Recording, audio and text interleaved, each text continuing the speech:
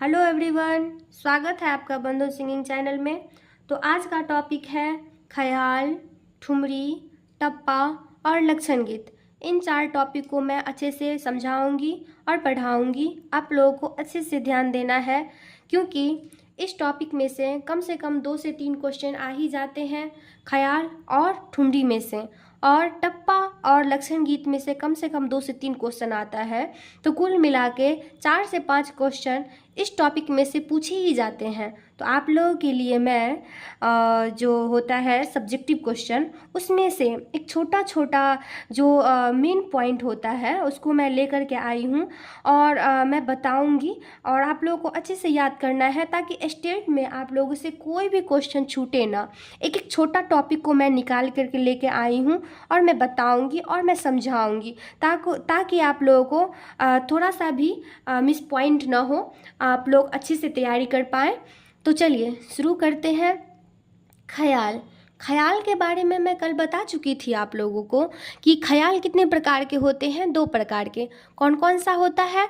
विलंबित ख्याल और द्रुत ख्याल। कौन कौन सा होता है? विलंबित ख्याल और द्रुत ख्याल। तो विलंबित ख्याल को हम बड़ा ख्याल कहते हैं, और द्रुत ख्याल को हम छोटा ख्याल कहते हैं। विलंबित ख्याल को हम बड़ा ख्याल कहते हैं, और द्रुत ख्याल को हम छोटा ख्याल कहते हैं।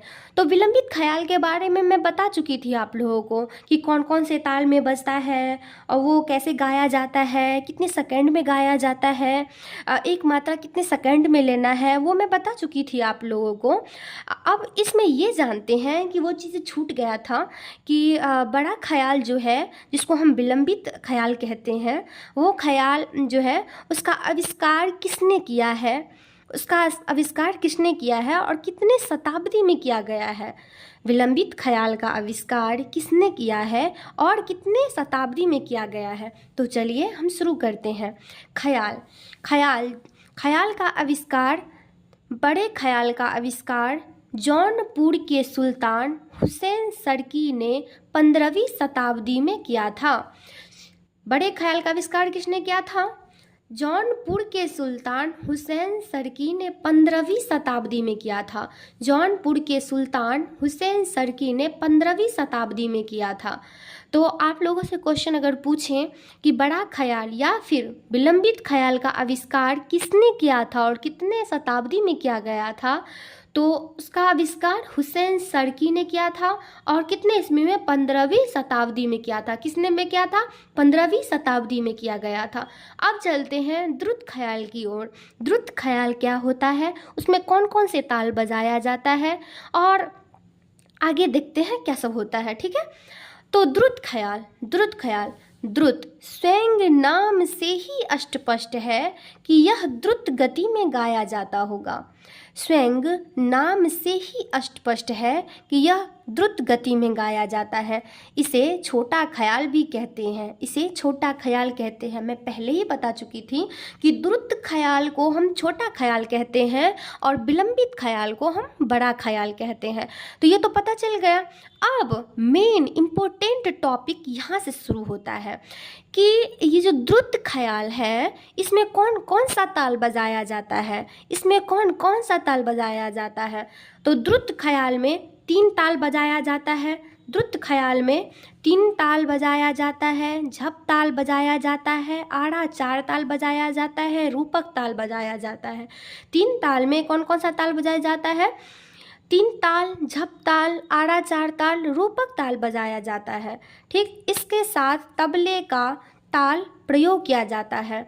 इसके साथ किस चीज़ का बोल तैयार किया जाता है? तबले का बोल। क्वेश्चन ऐसे पूछेगा कि द्रुत ख्याल कौन कौन से ताल में गाया जाता है। तो इसमें से आपको 5 से 6 या फिर 4 ऐसे दे देंगे ताल, और बताएंगे इनमें से बताइए कि द्रुत ख्याल कौन से ताल के साथ बजाया जाता है। तो आप लोगों को क्या करना है, ये नाम इम्पोर्टेंट ही है, आपको याद ही कर लेना है।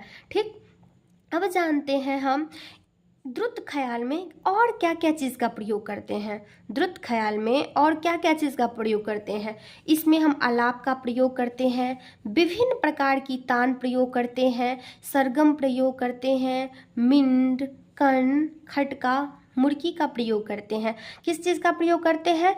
अलाप, तान, सरगम, मिंड, कर्ण, खटका, मुर्की का प्रयोग किया करते हैं। जैसे हम विलंबित ख्याल में देखें कि विलंबित ख्याल का आविष्कार किसने किया था और कितने शताब्दी में किया था, उसी तरह द्रुत ख्याल का आविष्कार किसने किया था और कितने शताब्दी में किया गया था। तो द्रुत ख्याल का आविष्कार किसने किया था? अमीर खुसरो ने किया था। किसने किया था? अमीर खुसरो ने किया था। कितने शताब्दी में? 14वीं शताब्दी में। किस चीज़ के आधार पर किया था? तो कव्वाली के आधार पर किया गया था। किस चीज़ के आधार पर किया था? कव्वाली के आधार पर किया था। समझ गए? तो पूछेगा द्रुत ख्याल का आविष्कार किसने और कितने शताब्दी में हुआ था? तो द्रुत ख्याल का आविष्कार अमीर खुसरो ने 14वीं शताब्दी में किया था। अमीर खुसरो ने 14वीं शताब्दी में किया था। किस चीज़ के आधार पर किया था? तो कव्वाली के आधार पर किया गया था। अब हम आते हैं ठुमरी। द्रुत ख्याल तो समझ गए। अब ठुमरी, ठुमरी क्या है? ठुमरी में कौन कौन से राग गाया जाता है? जैसे कि बोलेगा कि कोई राग दे देगा और बोलेगा क्या इस राग में ठुमरी गाया जाता है, या फिर ऐसे पूछ देगा कि ठुमरी कौन कौन से राग में गाया जाता है। ये ऐसे पूछेगा कि ठुमरी कौन से राग में गाया जाता है, और राग तो बहुत ज़्यादा है, उसमें से 4 राग का नाम दे देगा, बताए पूछेगा कि कौन से राग में गाया जाता है। तो क्या करना है? ठुमरी यह खमाज में, देश में, तिलक कामोद, तिलांग, पीलू, काफी, भैरवी, झिंझोटी, जोगिया आदि रागों में गाया जाता है। ये है क्या? Very very important, very very important है। इसको आपको याद कर ही लेना है, क्योंकि इस टॉपिक में से एक क्वेश्चन निश्चित ही आता है। तो आपको क्या करना है? ठुमरी में कौन से राग बजता है? खमाज राग में ठुमरी बजता है, खमाज राग में ठुमरी बजता है, देश राग में ठुमरी बजता है, तिलक कामोद में ठुमरी बजता है, तिलांग में ठुमरी बजता है, पीलो में ठुमरी बजता है, काफी में, भैरवी में, झिंझोटिया में, जोगिया में। इन सब रागों में क्या होता है? ठुमरी बजता है।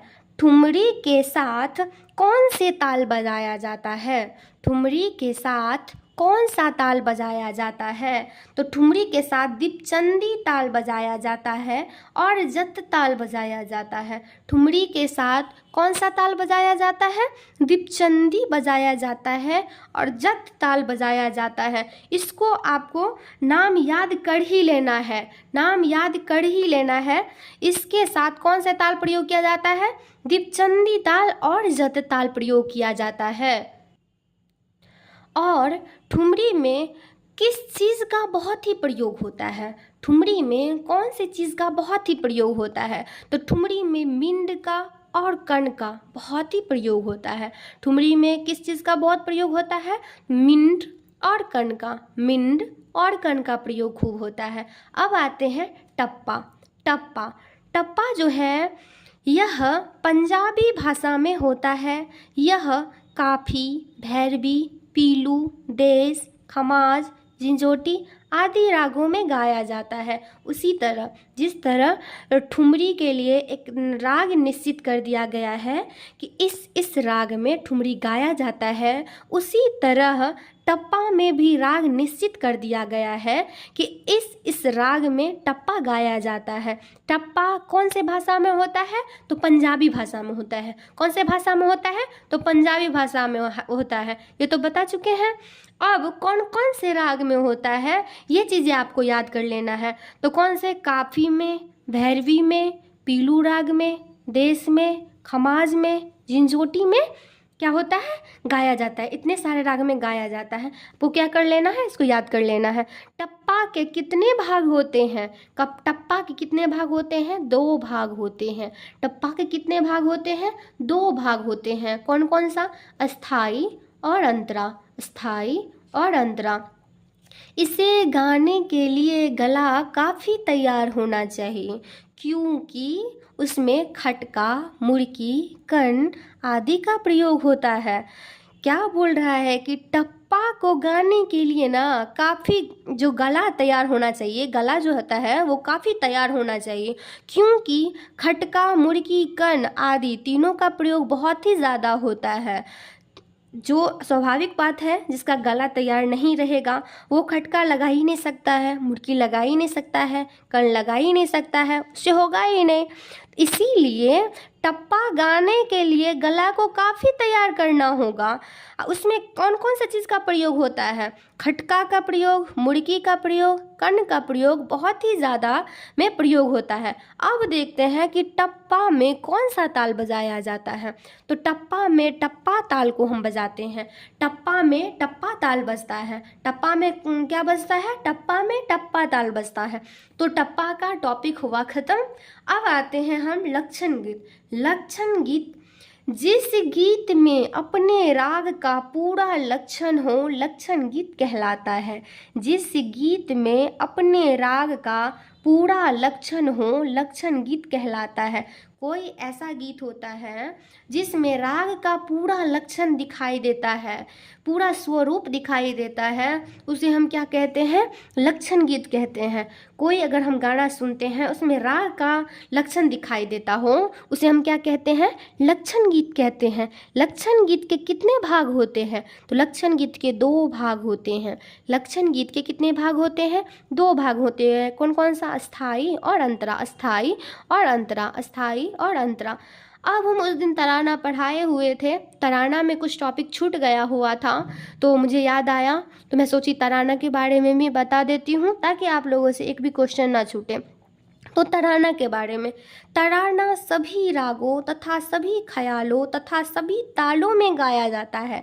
तराना सभी रागों में और सभी ख्यालों में तथा सभी तालों में गाया जाता है। इसके लिए कोई ताल निश्चित नहीं है या फिर कोई राग निश्चित नहीं है कि नहीं इसी राग में गाना है। इसके लिए क्या है? कोई भी राग में तराना होता ही है, कोई भी ख्याल में तराना होता ही है, और तराना में कोई भी ताल हम बजा सकते हैं। इसकी गति धीरे धीरे से बढ़ाई जाती है। जब हम तराना गाते हैं तो स्लो लय में गाते हैं और धीरे धीरे ताल को हम बढ़ाते चलते हैं। कुछ तरानों में तबले तथा पखावज के बोल भी रहते हैं। कुछ तराना जो हम गाएंगे तो तबला पर भी बजा सकते हैं और पखावज पर ही बजा सकते हैं। ऐसा नहीं है कि हम तबला पर बजा सकते हैं और पखावज पर नहीं, पखावज बजा सकते हैं तबला पर नहीं, नहीं, दोनों के साथ हम क्या करते हैं? बजाते हैं। ठीक, आज का टॉपिक हुआ ख़त्म। आप लोगों को अच्छे से पढ़ना है और स्टेट का एग्ज़ाम बहुत ही जल्द आ गया है, तो आप लोगों को अच्छे से तैयारी करना है।